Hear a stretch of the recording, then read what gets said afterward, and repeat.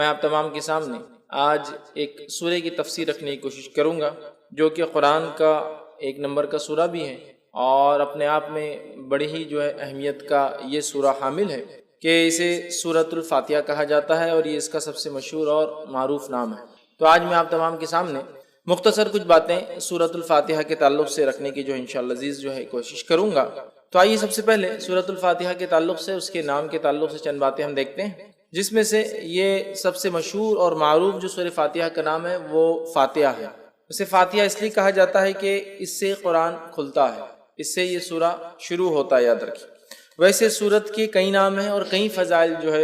احادیث کے اندر آتے ہیں، اور خود قرآن نے بھی اس کے تعلق سے بیان کیا، اس کے فضائل کو بیان کیا، یاد رکھیں۔ تو یہ سورت اپنے آپ پہ بڑی اہمیت کی حامل ہے، نہ صرف حدیث میں اس کی فضیلت آتی ہے بلکہ نبی اکرم صلی اللہ علیہ وسلم کی حدیث کے علاوہ قرآن کے اندر بھی اللہ رب العزت نے اپنی اس ایک سورت کی فضیلت کو بیان کیا ہے۔ تو اس کا سب سے مشہور اور معروف نام وہ فاتحہ ہے۔ فاتحہ کا معنی ہوتا ہے کھولنا، اسی سے لفظ افتتاح یا فتح آتا ہے، مطلب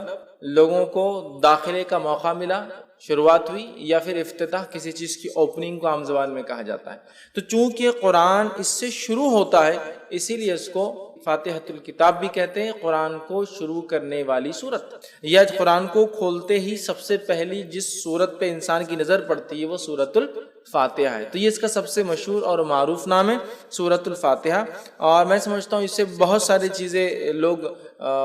فاتحہ کے تعلق سے بہت ساری چیزیں ہم دیکھتے ہیں سماج میں ہوتی ہیں۔ بہرحال انشاءاللہ موقع ملا تو آگے اس کے تعلق سے رکھیں۔ تو سورۃ الفاتحہ کا سب سے مشہور اور معروف نام خود فاتحہ ہے، اس لیے کہ قرآن اس سے شروع ہوتا ہے۔ اسی طرح اس کا دوسرا مشہور اور معروف نام ہے وہ ہے ام الکتاب، کتاب کی ماں، کتاب کی اصل۔ ویسے کہتے کسی چیز کی اصل کو، اسی لیے ماں کو بھی کہا جاتا ہے عربی زبان میں، اس لیے کہ وہ اصل ہوتی ہے، اسی سے آگے کی نسلیں چلتی ہیں، اولادیں ہوتی ہیں۔ تو ام الکتاب مطلب یہ کتاب کی ماں، کتاب کی اصل، قرآن کی ماں، قرآن کی اصل، یہاں کتاب سے مراد قرآن، یاد رکھیں۔ تو اسے قرآن کا اصل کہا گیا، قرآن کی ماں کہا گیا۔ مطلب اس سورت کی اہمیت کتنی زیادہ ہے کہ گویا یہ ایک جڑ جیسا کام کرتی ہے، جیسا کہ ایک جڑ ہوتی ہے اسی سے جھاڑ آتا ہے، ٹھیک ہے۔ تو اس طرح سے یہ ام الکتاب مطلب یہ کتاب کی جڑ کہا جا رہا ہے اس سورت کو۔ اسی طرح سورۃ الفاتحہ کا ایک مشہور اور معروف نام ہے ام القرآن،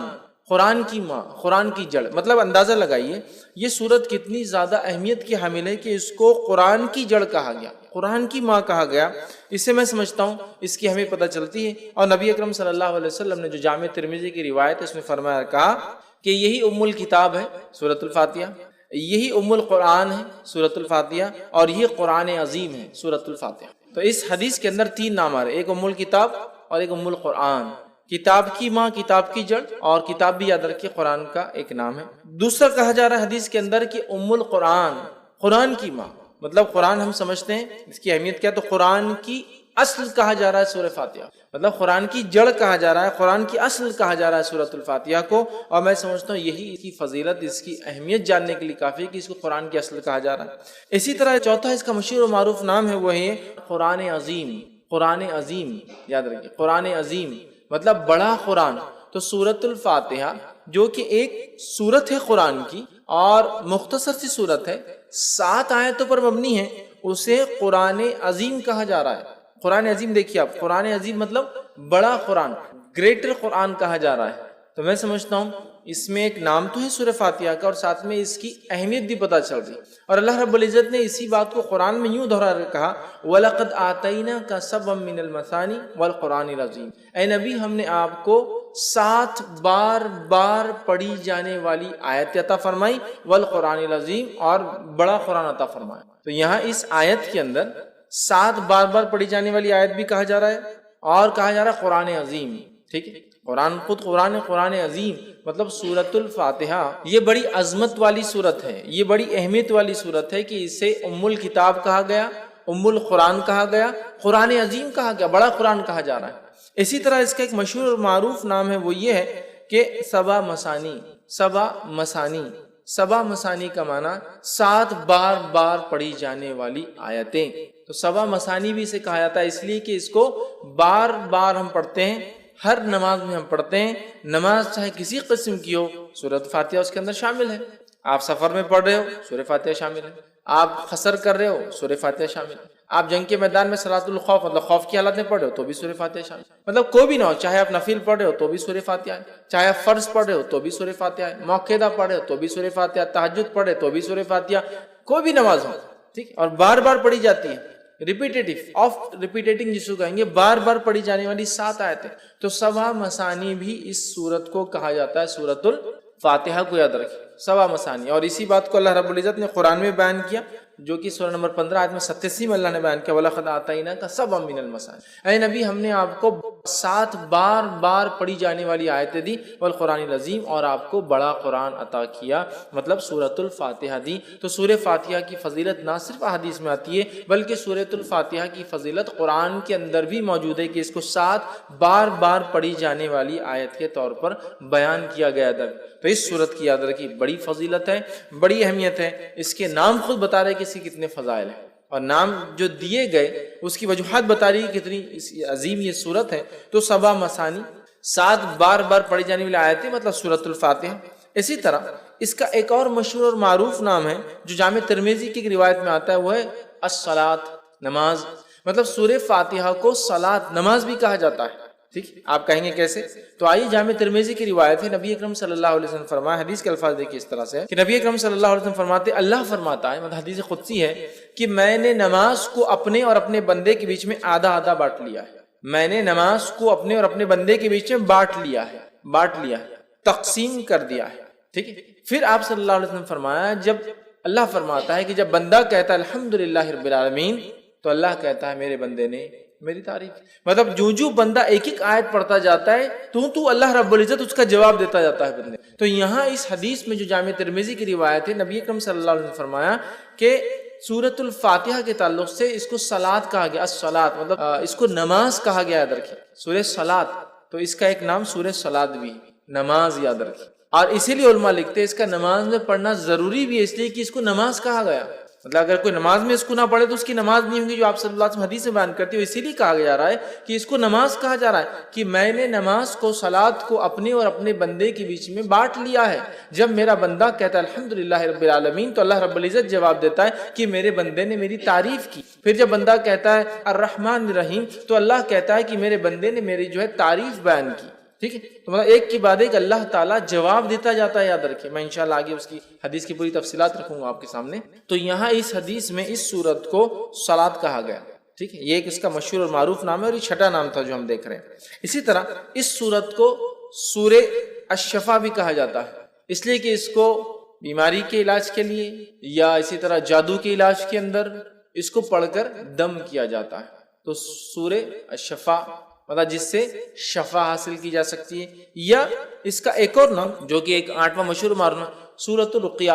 اسے رقیہ بھی کہا جاتا ہے۔ کیوں رقیہ کہا جاتا ہے؟ اس کے پیچھے ایک طویل واقعہ ہے، اس کا بس مختصر رکھتا ہوں۔ واقعہ یوں ہے کہ صحابہ فرماتے ہیں کہ ایک مرتبہ صحابہ کی ایک جماعت جو کہ 30 لوگوں کے جو ہے قریب صحابہ تھے، وہ ایک گاؤں، ایک بستی میں گئے۔ اس بستی میں جانے کے بعد ہوا یہ کہ انہوں نے کھانے پینے کے لیے کچھ مانگا، بستی والوں نے انکار کر دیا چونکہ یہ مسلمان تھے۔ نتیجتاً یہ ہوا کہ ان لوگوں کو بستی سے باہر رکنا پڑا۔ رات کے وقت لونڈی ایک بھاگتے ہوئے آئی اور کہا ہمارے جو آقا ہے، گروپ کا جو سردار ہے، جو لیڈر ہے، اس کو ایک بچھو نے کاٹ لیا یا سانپ نے کاٹ لیا، کسی موذی چیز نے، زہریلے جانور نے کاٹ لیا، کیا آپ میں سے کوئی ہے جو جھاڑ پھونک کرے؟ ایک صحابی کہتے ہیں میں جانتا ہوں۔ سارے لوگ تعجب کرنے لگے، یہ کیا جانتا ہے ایسے، مطلب ان کو امید نہیں تھی۔ وہ گئے اور جا کر سورہ فاتحہ پڑھ کے دم کر دی اور اس کو شفا ہو گئی۔ اس نے کچھ بکریاں، روایت میں آتا 30 بکریاں، چونکہ 30 صحابہ تھے، اور اس کے ساتھ ساتھ کچھ دودھ بھیج دیا، کافی دودھ بھیجا کہ یہ لوگ پیے کریں۔ تو لوگوں نے کہا ٹھیک ہے، بکریوں کا معاملہ ابھی ہم طے نہیں کرتے، جب مدینہ جائیں گے تو نبی اکرم صلی اللہ علیہ وسلم سے حالات بیان کریں گے، کیا ہوا، کیسے ہوا، پھر دیکھا جائے گا اس کا۔ نبی اکرم صلی اللہ علیہ وسلم سے جب بات بیان کی، آپ نے ان صحابی کو بلایا، کہا ادھر آؤ۔ وہ صحابی آئے تو کہا تمہیں کیسے پتا سورہ فاتحہ رقیہ ہے؟ تمہیں کیسے پتا سورہ فاتحہ رقیہ؟ اور یہ صحابی سے جب دوسرے صحابہ نے تبھی پوچھا تھا، جب وہ پڑھ کر آئے تھے تو پوچھا کیا پڑھا؟ تو کہا سورہ فاتحہ پڑھا میں نے۔ تو کہا تمہیں کیا پتا ہے؟ تو مجھے نہیں پتا، بولے اس کا علاج کیسے، میں نے سورہ فاتحہ پڑھا، اس کو فائدہ ہو گیا۔ تو یہاں نبی اکرم صلی اللہ علیہ وسلم دیکھیں حدیث کے اندر الفاظ ہے کہ کہا تمہیں کیسے پتا چلا کہ یہ سورت رقیہ ہے، پڑھ ریمیڈی ہے، دم کی جانے والی چیز؟ تو اوپر آ رہا کیور ہے، شفا ہے، رقیہ ہے، ریمیڈی ہے، دم کرنے والی چیز ہے۔ تو سورۃ الفاتحہ کی فضیلت بھی بہرحال آ رہی ہے اور اس کا نام بھی بہرحال اس کا پتہ چل رہا ہے۔ تو سورہ جس کو کہیں گے شفا یا شافیہ، یا اسی طرح جو ہے سورہ جو ہے رقیہ، مطلب وہ سورت جس کو پڑھ کر دم کیا جاتا ہے۔ اسی طرح اس کا ایک مشہور اور معروف نام ہے الحمد۔ الحمد سورۃ الفاتحہ کا ایک معروف نام ہے الحمد، ٹھیک، چونکہ عموماً ہم دیکھتے ہیں بہت ساری صورتوں کو ہم ان کے اصل نام سے نہیں پہچانتے ہیں بلکہ ان کی ابتدا سے پہچانتے ہیں۔ سورہ تبارک الذی ہے نا، سورہ تبارک الذی، مطلب ہم اس کو اصل نام سے وہ نہیں کرتے، سورہ ملک، سورہ تبارک الذی، ٹھیک ہے۔ سورہ قل، مطلب عمومی اعتبار سے قل بولے تو قل واللہ احد ہوتا ہے نا، تو اس طرح سے ہم جو ہے نام دیتے ہیں، لیکن اس کا نام اگر دیکھا جائے تو الحمد بھی ایک مشہور نام ہے، جیسا کہ الم ترا سورہ فیل، لیکن الم ترا سے مشہور ہے، تو ویسا سورہ الحمد ہے نا، الحمد یہ بھی اس کا ایک نام ہے۔ اسی طرح جو ہے کچھ علماء لکھتے ہیں اس کا ایک نام کنز بھی ہے، کنز مطلب خزانہ، اور کنز اس خزانے کو کہتے ہیں جو دبا ہوا اور چھپا ہوا ہوتا ہے، مطلب اوپن نہیں ہوتا ہے، کلیئر نہیں، سامنے نہیں ہوتا، تو کنز بھی کہا جاتا ہے۔ کچھ لکھتے ہیں اس کو سورہ کافیہ بھی کہا جاتا ہے، مطلب یہ ساری صورتوں پر کفایت کر جاتی ہے لیکن اس پر کوئی صورت کفایت نہیں کرتی، مطلب اگر یہ ہو تو ساری صورتوں پہ کفایت کر جاتی، کافی ہو جاتی ہے، لیکن اگر یہ نہ ہو تو ساری صورتیں کافی نہیں آ سکتی۔ تو بہرحال اس کے کئی نام مشہور اور معروف ہے، جس میں سے 7 8 9 تو بڑے معروف نام ہیں اور 2 نام میں نے اور بھی رکھے آپ کے سامنے۔ تو بہرحال ان کے نام خود بتا رہے ہیں ان کی فضیلت کیا ہے، اس لیے کہ ہر نام کے پیچھے کچھ واقعہ ہے، جیسا سرخیہ تو ارے اسے ایک فضیلت پر چلے، اس کو دم کیا جا سکتا ہے، یہ ایک فضیلت ہے، ٹھیک، اور اس کے اندر 7 آیتیں ہیں، یاد رکھیں سورۃ الفاتحہ کے اندر 7 آیتیں ہیں، یاد رکھیں 7 اس کے اندر ٹوٹل آیتیں ہیں سورۃ الفاتحہ کے اندر، ٹھیک ہے، اور بسم اللہ سے یہ سورت جو ہے شروع ہوتی ہے، یاد رکھیں، ٹھیک ہے۔ اب اس میں اختلاف ہے کہ بسم اللہ کسی سورت کا حصہ ہوتا ہے یا نہیں ہوتا، یاد رکھیں، ٹھیک ہے، بسم اللہ کسی سورت کا حصہ ہوتا ہے یا نہیں ہوتا ہے، اس میں اختلاف ہے، سوائے اس کے کہ جو ایک بار جو ہے جو سلیمان علیہ السلام کا واقعہ آتا ہے، جس میں سلیمان علیہ السلام نے جب خط لکھا تو تب لکھا انہ من سلیمان انہ بسم اللہ الرحمن الرحیم، کہ سلیمان کی طرف سے، اور سلیمان علیہ السلام نے شروع کیا خط اللہ کے نام سے جو بڑا مہربان نہایت رحم کرنے والا ہے۔ اس کو چھوڑ کر یہ تو آیت کا حصہ ہے، اس کو چھوڑ کر یاد رکھیے بسم اللہ کے تعلق سے اختلاف ہے کہ آیت ہے یا نہیں ہے، اور بسم اللہ یہ ایک واحد ایسی آیت ہے یا ایسا حصہ ہے قرآن کا جس کو نہ ماننے پر کوئی انسان کافر نہیں ہوتا، سورہ کی ابتدا میں، بیچ میں نہیں، جب بیچ میں آ جائیں گا تو پھر تو ماننا لازم ہوا، جو ایک ہی جگہ آتا ہے، ٹھیک ہے۔ بسم اللہ الرحمن الرحیم 114 مرتبہ قرآن میں آتا ہے، 113 مرتبہ سوروں کے اوپر لگتا ہے اور ایک سورت کے اوپر نہیں لگتا ہے، ٹھیک ہے۔ اب بسم اللہ کو کیوں آیت مانا نہیں جاتا، کیوں مانا جاتا ہے، اس پہ ایک لمبی بحث ہے، بس میں مختصر ہی سمجھا دوں کہ اس میں خود صحابہ میں اور صحابہ کے بعد علماء کے اندر یہ اختلاف باقی رہا، تابعین تبع تابعین میں، کہ اکثر کا یہ ماننا تھا کہ بسم اللہ الرحمن الرحیم صرف سوروں کے ڈیفرنسیشن کے لیے لگایا جاتا ہے، فرق کرنے کے لیے کہ دوسرا سورہ چالو ہو رہا ہے، بس اس وجہ سے اس میں اختلاف ہے کہ آیت ہے یا فرق کرنے کے لیے لگایا جاتا ہے۔ اور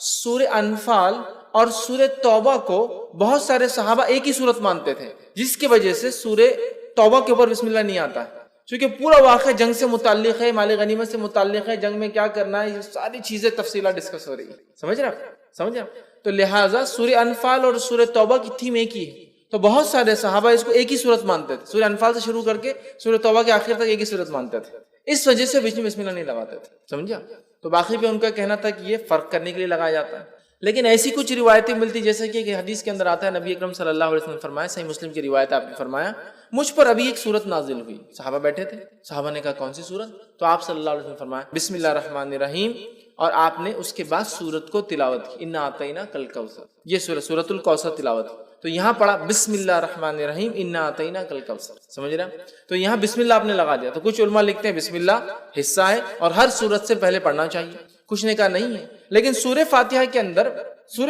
کے اندر جمہور کا یہ قول ہے، جمہور علماء کا یہ قول ہے کہ یہ جو ہے اس کا حصہ ہے سورہ فاتحہ کے حد تک، چونکہ اگر بسم اللہ کو نہ پڑھا جائے تو پھر 6 آیتیں بچتی ہیں، تو ان کا قول یہ ہے، لیکن اس کو جہر میں نہیں پڑھا جائے گا، سر میں پڑھا جائے گا، آیت کا حصہ تو ہے لیکن اس کو جہر میں نہیں پڑھا جائے گا، سر میں، کیوں جہر میں نہیں پڑھا جائے گا اور سر میں پڑھا جائے گا؟ تو اس تعلق سے یہ دیکھا گیا کہ بہت سارے صحابہ اس کو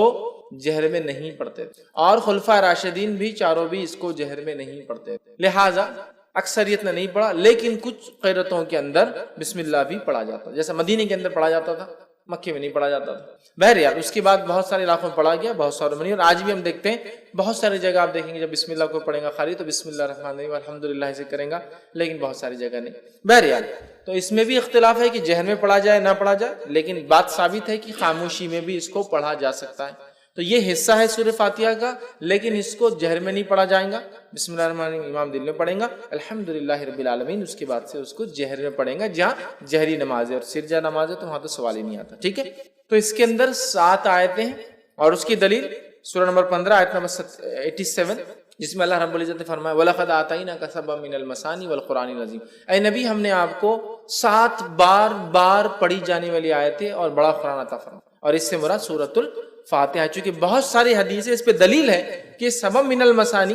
وہی ہے جو سورہ فاتحہ ہے۔ آگے انشاءاللہ میں اس بات کو رکھوں گا، ٹھیک۔ تو اس میں ٹوٹل 7 آیتیں سورۃ الفاتحہ کے اندر، ٹھیک ہے، اور اس کو بار بار پڑھا جاتا ہے، 7 بار پڑھی جانے والی آیتیں، اور ہم جانتے ہیں کہ کوئی نماز اس کے بغیر مکمل نہیں ہوتی ہے، چاہے انسان کسی بھی قسم کی نماز پڑھا ہو، سفر میں ہو یا شہر میں ہو، اپنے علاقے میں ہو، چاہے وہ نماز فرض ہو، سنت ہو، نفل ہو، یا کسی بھی قسم کی نماز ہو، ساری نمازوں کے اندر سورۃ الفاتحہ پڑھی جاتی ہے، یاد رکھیے اس چیز، ٹھیک ہے۔ تو اس کے اندر 7 آیتیں ہیں۔ اسی طرح اس کی فضیلت میں جو بات آتی وہ یہ ہے کہ مسند احمد کی روایت ہے، نبی اکرم صلی اللہ علیہ وسلم کے تعلق سے ایک واقعہ یوں آتا ہے کہ ایک صحابی فرماتے، ابو سعید معلّہ رضی اللہ عنہ فرماتے ہیں کہ میں نماز پڑھ رہا تھا، رسول اللہ صلی اللہ علیہ وسلم نے مجھے کہا کہ میرے پاس آؤ، لیکن میں نماز میں تھا، میں نے نماز کو مکمل کیا، نماز مکمل کر کے نبی اکرم صلی اللہ علیہ وسلم کی خدمت میں حاضر ہوا، آپ کو سلام کیا، تب نبی اکرم صلی اللہ علیہ وسلم نے پوچھا جب میں نے تمہیں پہلے آواز دی تھی تم نے جواب کیوں نہیں دیا؟ تو انہوں نے کہا اللہ کے رسول صلی اللہ علیہ وسلم میں نماز کی حالت میں تھا، نماز پڑھ رہا تھا۔ تو کہا کیا تم نے اللہ کا یہ احکام نہیں سنا کہ جب رسول اللہ صلی اللہ علیہ وسلم تمہیں اس چیز کی طرف بلائے جو تمہیں زندگی دیتی ہے، ٹھیک ہے، تو تم اس آواز کو جو ہے جواب دو، واپس آؤ۔ تو کہا اللہ کے رسول صلی اللہ علیہ وسلم میں اس کو نہیں جانتا تھا، میں انشاءاللہ اگلی بار ضرور کروں گا۔ مطلب نبی اکرم صلی اللہ علیہ وسلم اگر کوئی شخص نماز بھی پڑھ رہا ہوتا اور آپ آواز دیتے تو اس شخص کو آپ کی آواز پر آپ کے پاس حاضر ہونا یا موجود ہونا ضروری تھا، یاد رکھیے، نماز توڑ کر۔ یہ بات آ رہی کہ تم کیوں نہیں آتے؟ کہا میں نماز پڑھا، تو کہا نماز پڑھتے کیا تم نے یہ نہیں سنا اللہ کا حکم؟ ٹھیک، تو کہا میں اب آئندہ اس بات کو یاد رکھوں۔ تو کہا میں تمہیں اس مسجد سے نکلنے سے پہلے جو ہے قرآن کی سب سے بڑی سورت سے، اس مسجد سے نکلنے سے پہلے قرآن کی سب سے بڑی سورت، اور آپ صلی اللہ علیہ وسلم بات کرتے کرتے آگے جا رہے تھے، اور صحابی کہنے لگے مجھے ڈر لگنے لگا کہ اللہ کے رسول صلی اللہ علیہ وسلم مسجد سے باہر نکل جائیں گے اور میرے کو سورت تو نہیں سکھائی سب سے بڑی۔ تو فوراً جب مسجد کے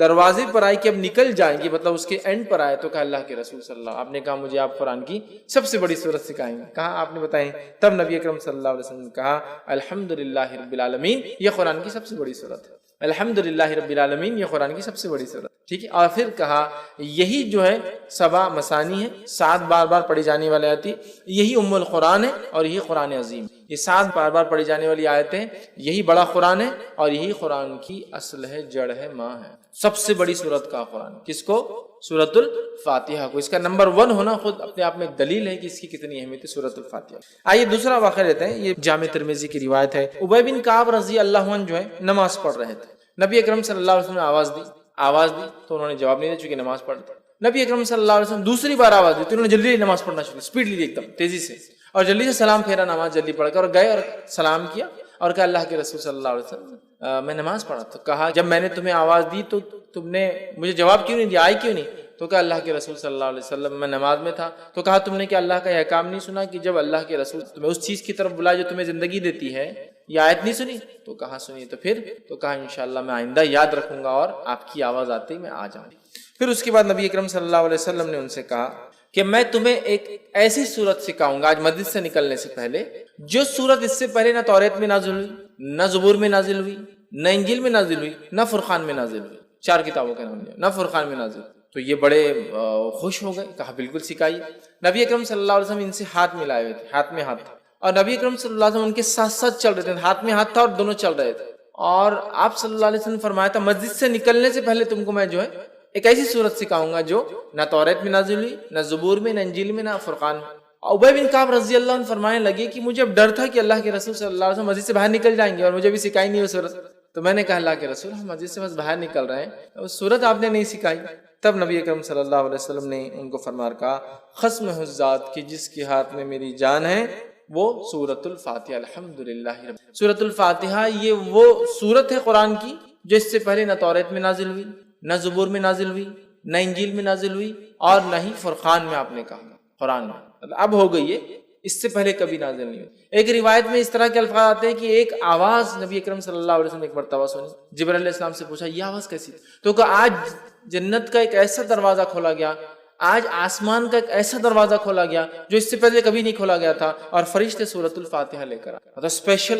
اسپیشل فرشتے آئے، اسپیشل ہوئی ساری چیز، سمجھے، جو دروازہ اس سے پہلے کبھی نہیں کھلا۔ تو سورۃ الفاتحہ ایک ایسی سورت ہے جو اس سے پہلے کسی امت کو نہیں دی گئی، یہ اس کی فضیلت ہے، کسی امت کو نہیں دی گئی، یہ سب سے بڑی سورت ہے قرآن کی، کسی امت کو، کسی قوم کو، کسی نبی کو، کسی کو یہ سورت نہیں دی گئی، سورۃ الفاتحہ۔ اسی طرح اس کے فضائل کے اندر ایک فضیلت یہ آتی ہے کہ نبی اکرم صلی اللہ علیہ وسلم نے 3 مرتبہ، صحیح مسلم کی روایت، 3 مرتبہ کہا، اور فرمایا 3 مرتبہ کہا، الفاظ یہ تھے آپ نے کہ جس نے نماز پڑھی اور سورہ فاتحہ نہیں پڑھی اس کی نماز مکمل نہیں، 3 مرتبہ دہرایا، جس نے نماز پڑھی اور اس میں سورہ فاتحہ نہ پڑھی اس کی نماز مکمل نہیں، 3 مرتبہ آپ نے دہرایا۔ ابو ہریرہ رضی اللہ عنہ جو اس حدیث کو روایت کر رہے تھے، لوگوں نے کہا کہ ابو ہریرہ امام کے ساتھ بھی، تو کہا امام کے ساتھ بھی، جب امام کے ساتھ ہو تو اپنے جی میں پڑھ لیا کرو، جب امام ہو وہ خیرت کر رہا ہو تب، تو کہا اپنے جی میں پڑھ لیا کرو، دل میں پڑھ لیا کرو پھر، لیکن تب بھی پڑھنا ہے تم، ٹھیک۔ اس کے بعد جو ہے ابو ہریرہ رضی اللہ عنہ فرمایا اس صورت کو اتنی اہمیت اس لیے دی جا رہی ہے کہ میں نے اللہ کے رسول صلی اللہ علیہ وسلم کہتے ہوئے سنا کہ اللہ نے نماز کو اپنے اور اپنے بندے کے بیچ میں بانٹ لیا ہے، کہ میں نے نماز کو، اللہ فرما رہا ہے، اپنے اور اپنے بندے کے بیچ میں بانٹ لیا ہے۔ اور پھر الفاظ ہیں جب بندہ کہتا ہے الحمدللہ رب العالمین تو اللہ جواب دیتا ہے بندے نے میری جو ہے تعریف۔ پھر جب بندہ کہتا ہے الحمدللہ رب العالمین الرحمن الرحیم، کہ بڑا مہربان نہایت رحم والا، یہ الفاظ ادا کرتا ہے تو اللہ تعالیٰ جواب دیتا ہے میرے بندے نے میری حمد بیان کی، ٹھیک۔ اس کے بعد جب بندہ کہتا ہے مالک یوم الدین تو اللہ کہتا ہے میرے بندے نے میری حمد بیان کی، ٹھیک ہے۔ اس کے بعد جب بندہ کہتا ہے ایاک نعبد و ایاک نستعین تو اللہ کہتا ہے یہ میرے اور میرے بندے کے بیچ میں ہے، جو میرا بندہ مانگے گا میں اس کو وہ دوں گا، یہ میرے اور میرے بندے کے بیچ میں ہے، یہ میرے اور میرے بندے کے بیچ میں ہے۔ اسی لیے علماء لکھتے ہیں کہ سورۃ الفاتحہ کو 3 حصوں میں تقسیم کیا جا سکتا ہے۔ پہلا اللہ کی حمد و ثنا تعریف، بسم اللہ الرحمن الرحیم الحمدللہ رب العالمین الرحمن الرحیم مالک یوم الدین تعریف۔ اس کے بعد یہ آیت ایاک نعبد و ایاک نستعین، تو پہلی 4 آیتیں اللہ کی تعریف، 5ویں آیتیں اللہ اور بندے کے بیچ میں آدھا ہے، حدیث کے الفاظ بھی یہ میرے بندے اور میرے بیچ میں ہے، اور میرے بندے نے جو مانگا میں اسے بیچ میں، تو علماء لکھتے ہیں بیچ میں، مطلب اس میں دونوں باتیں، اے اللہ ہم تیری ہی عبادت کرتے ہیں اور تجھی سے مدد طلب کرتے ہیں۔ آدھی آیت اللہ کے لیے آدھی بندے کے لیے ہوئی، اپنا تیری عبادت کرتے ہیں تجھے سے مدد طلب کرتے ہیں، ٹھیک۔ اہدنا الصراط المستقیم صراط الذین انعمت علیہم غیر المغضوب علیہم ولا الضالین، یہ پورا بندہ دعا کر رہا ہے۔ تو پہلی 4 آیتیں اللہ کی تعریف، 5ویں آیتیں بندے اور اللہ کے بیچ میں، اور باقی کی 2 آیتیں بندے نے اپنی دعا کی۔ 3 حصوں میں تقسیم کرتے ہیں، اللہ کی حمد و ثنا، اللہ اور بندے کے بیچ، اور بندے نے اپنی، ٹھیک۔ تو یہاں اللہ کہتا ہے یہ میرے اور میرے بندے کے بیچ میں ہے، میرے بندے کو وہ دوں گا جو اس نے خواہش کی ہے، جو اس نے مانگا ہے۔ پھر جب بندہ کہتا ہے اہدنا الصراط المستقیم صراط الذین انعمت علیہم غیر المغضوب علیہم ولا الضالین، تو اللہ کہتا ہے یہ میرے اور میرے بندے کے بیچ میں ہے، میرے بندے کو میں وہ دوں گا جو اس نے مجھ سے مانگا ہے۔ مطلب جو دعا ہم نے کی، اے اللہ ہم تجھی سے مدد طلب کرتے ہیں، اہدنا الصراط المستقیم، ہمیں سیدھا راستہ دکھا، صراط الذین انعمت علیہم، ان لوگوں کا راستہ دکھا جس پہ تیرا انعام ہوا، غیر المغضوب، ان لوگوں کے راستے پہ مت چلا جن پر تیرا غضب ہوا، ولا الضالین، اور ان کے راستے پہ نہ چلا جو اپنی راہ سے بھٹک گئے۔ آمین ہم کہتے ہیں تو بندہ، اللہ کہتا ہے میرے بندے نے جو مانگا میں اسے، ٹھیک ہے۔ تو اسی لیے اس کا پڑھنا ابو ہریرہ رضی اللہ عنہ فرماتے ضروری نماز میں، کیوں کہ نماز کہا گیا کہ اللہ نے نماز کو اپنے اور اپنے بندے کے بیچ میں آدھا آدھا بانٹ لیا ہے، یاد رکھ، ٹھیک ہے۔ اسی طرح دیکھتے ہیں ہم کہ سورۃ الفاتحہ کی فضیلت جو ہم دیکھ چکے، صحیح مسلم کی روایت ہے کہ یہ رقیہ ہے، اس کو دم کیا جا سکتا ہے نا، اس میں شفا ہے، جیسا کہ جادو ہو جائے، ٹھیک ہے، تو اس کو پڑھا جا سکتا ہے، ٹھیک ہے، تو اس کے علاج ہے، مطلب ایک قسم کا، یا زہریلا جانور کاٹ لے تب اس کو دم کیا جا سکتا ہے، یاد رکھیے۔ تو یہ بھی اس کی فضیلت ہے۔ ویسے اس سورت کی کئی فضیلتیں احادیث کے اندر آتی ہے، اور اس کے فضائل پر، اس کی اہمیت پر، اس کے معنی اور مفہوم کو ایکسپلین کرنے میں لوگوں نے جلدیں لکھ دی، یاد رکھیں جلدیں لکھ دی، جیسا کہ مشہور اور معروف جو مولانا ابوالکلام آزاد کی ایک مشہور کتاب ہے سورۃ الفاتحہ کی، انہوں نے تفسیر کی، میں سمجھتا ہوں 200-250 پیجز کی صرف 7 آیتوں کی تفسیر ہوگی۔ تو بہت بہرحال اس کی تفسیر، اس کی فضائل، اس کے فوائد، اور اس سورت کے کیا فائدے ہوتے ہیں، اس کی کیا اہمیت ہے، اس کے ہر حرف ہر معنی کی کیا اہمیت ہے، اس لیے کہ اس کو قرآن کی جڑ کہا جا رہا ہے، اصل کہا جا رہا ہے، ماں کہا جا رہا ہے۔ تو ظاہر سی بات ہے کہ معمولی جو ہے سورت نہیں ہے، یہ معمولی چیز، قرآن عظیم کہا جا رہا ہے، معمولی بات نہیں، 7 بار بار پڑھی جانے والی آیتیں معمولی نہیں، نماز میں پڑھنا ضروری، معمولی نہیں ہے، ٹھیک ہے۔